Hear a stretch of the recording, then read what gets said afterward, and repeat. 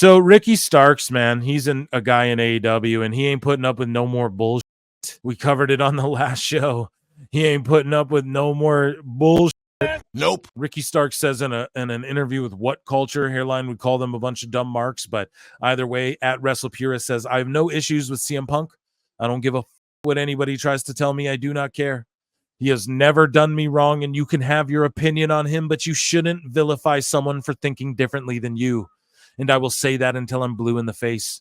He really went out of his way to really try and make something work on that on that Collision show for me, and I feel like it was working. Damn. And so we've all known it. Starks has been getting buried. He's a Cody and a Punk guy. And Starks goes on to say, I wish that I was on Dynamite, or I wish I was on Dynasty. I wish I was on these things, but I think at a certain point, just for my own sanity, I can't go too crazy about it because the proof is in my work and my effort that I've constantly given. I've constantly given 1,000% effort.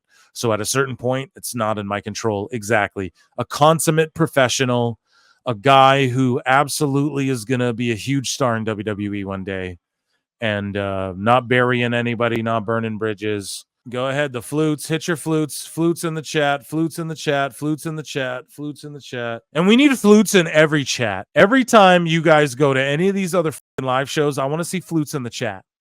Okay? Wherever we are at in the world, I want to see flutes in the chat. It is time for everybody's favorite segment, and it is called Dave Meltzer's Dumb Moment of the Week.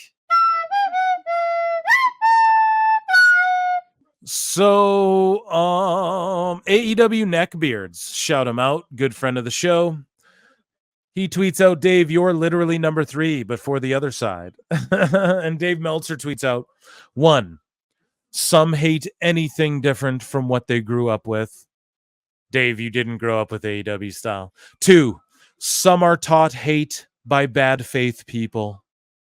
Dave, you are the most bad faith ever, and the most toxic people come from that side of things.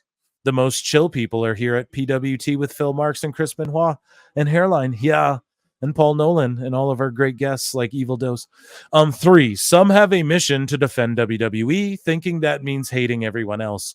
Dave, that's literally, as Rob Lowe would say, you with AEW. You're projecting. 4, some listen to people who hate so much that they take on the viewpoint. There are likely other reasons as well. So this is, folks, this is what's called projection, okay? This is someone projecting their mental fucking illness onto everybody else. And I don't even know what to tell you, man. It's sad at this point. Dave's spiraling. I don't know what to tell you, man.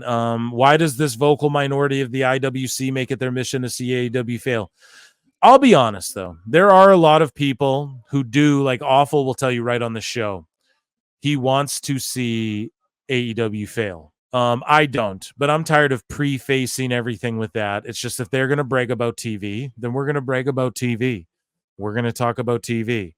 We did Dave Meltzer. Here, I'll give you guys another flute just because I didn't have a lot this. I'm sorry.